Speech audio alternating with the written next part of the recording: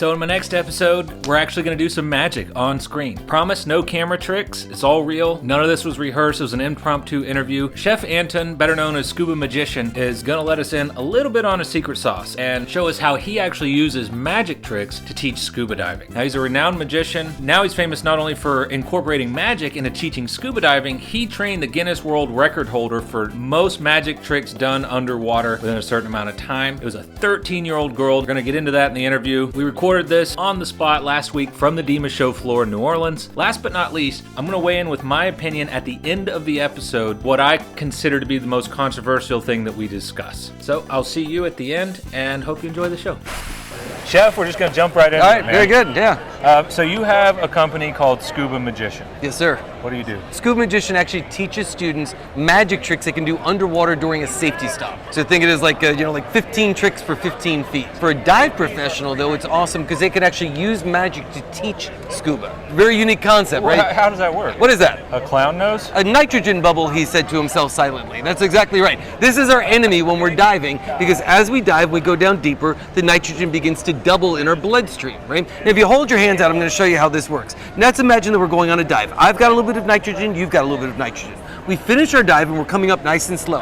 I do a safety stop. I'm being really responsible. You come straight up to the surface. I do a couple of magic tricks for some friends and you see I've outgassed. I'm all good, but if you open up your hand, oh my. you end up with all this extra nitrogen. Now let's say that he's being really irresponsible now, right? You do a short surface interval, right? Way too short so you haven't outgassed enough. He goes down far too deep, he comes up far too fast. What's gonna happen next? Your next visit?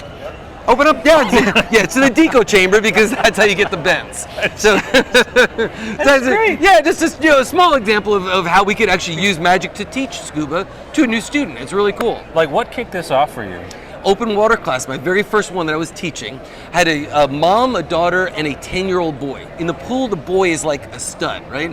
We go into the ocean, we go down the down line, we're about 2 feet underwater, and this boy loses his mind because it's too many fish, it's too big, it's too vast, and he just gets out of the, gets up onto the rope, starts crying, goes, "I'll never go underwater again, I'll never take a shower, I'll never take a bath," and everyone's upset. And I say, well, you know what? Well, before we go in, let me show you a quick magic trick, maybe just kind of relax him a little bit. And so I showed him a little trick, and then the second phase, I kind of put it under the water. So put your face in the water so you can see what I'm doing. And then I just started working him down the line, but he didn't realize I was doing so.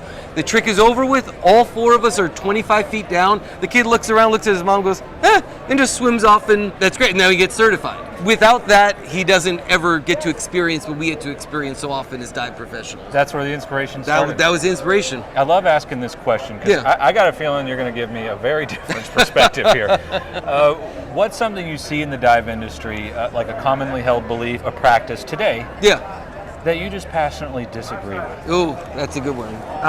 Sorry to interrupt. I'm going to be real quick. If you want to support this channel, go to sweetwaterscuba.com. Info's in the description. You can get the blue shirts, the red hat, the vinyl holographic tank stickers that everybody seems to love, and of course the autographed children's books that come directly from me. And back to the show. For me, it's actually very simple. The importance of rescue class, the rescue class.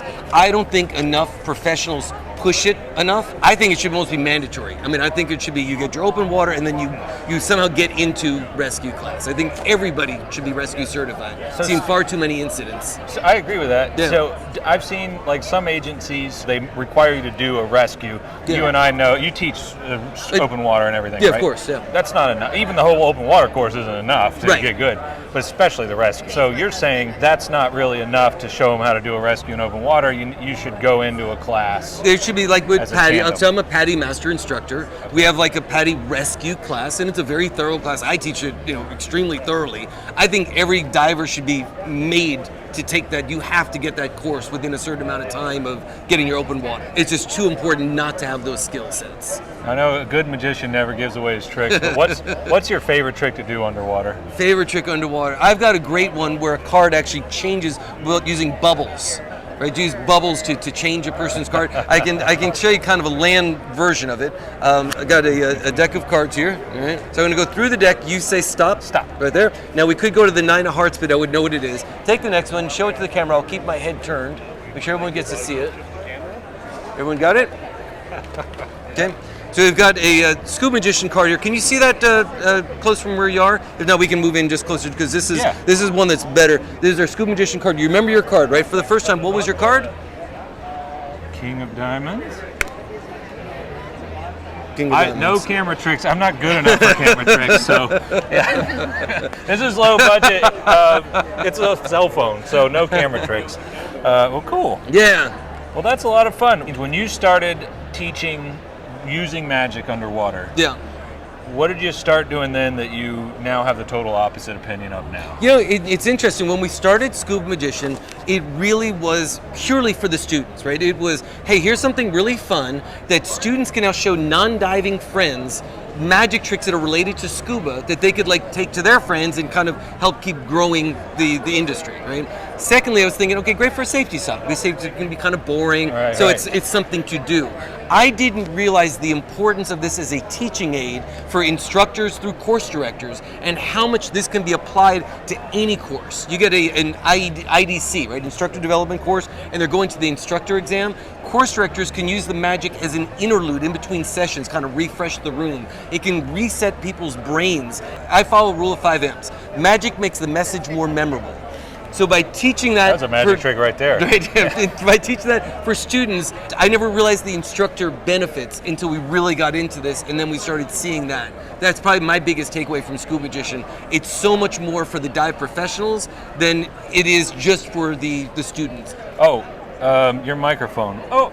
That's it. That's all I got.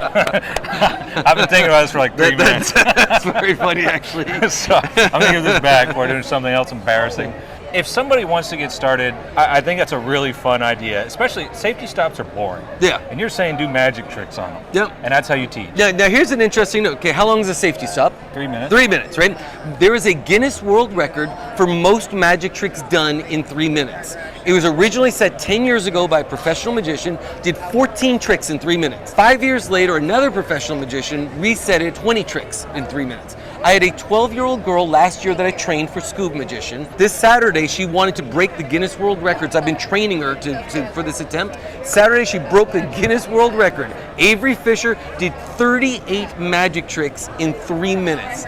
Insane. This is a 13-year-old amateur magician. Doesn't know anything about it except for what we taught her. So Scuba Magician, you don't have to have prior skills. You don't have to be great at sleight of hand. We teach you everything. That's what I'm there for. So a 13-year-old named Avery Fisher. Fisher? Yep. I mean, it's right? kind of, it's ordained. And she did it at the aquarium in the Pacific with live fish in 58-degree water. Woo. Right, so we had to logistically figure out how to make sure that we interacted safely with the environment, which was a huge logistical challenge for us. But yeah, she pulled it off. Amazing. Super impressed. Hopefully I'll get to meet her. Absolutely. One trick, if anybody wants to get started in this, like I don't know where to start. Yeah. What's like one good go-to trick if you, as an instructor, to teach their students? Okay, so if you guys go to, here's my pitch. Go to scubamagician.com, sign up for our newsletter, and you get a free magic trick by signing up. And it's exactly the one. Great, easy magic trick, and one that Avery Fisher did during the Guinness World Record too. So yeah, you have to go there to get the trick. You have to go to the site. Marketing. ScubaMagician.com. Yep. Only way I can get it in the show is to plug it. That's brilliant.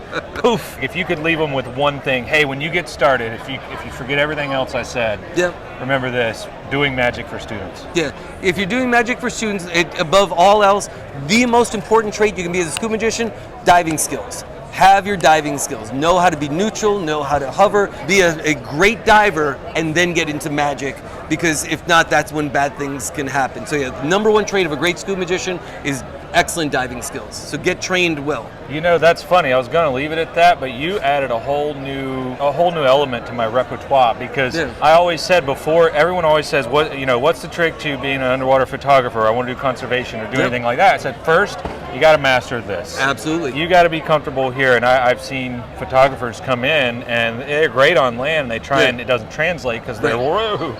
So I always said for photography, for conservation, for even spearfishing and things like that. Now it's magic. Yeah, absolutely. There you go. Chef, thanks for coming on, man. Thank you. My pleasure. This was fun. May all of your dives be magical.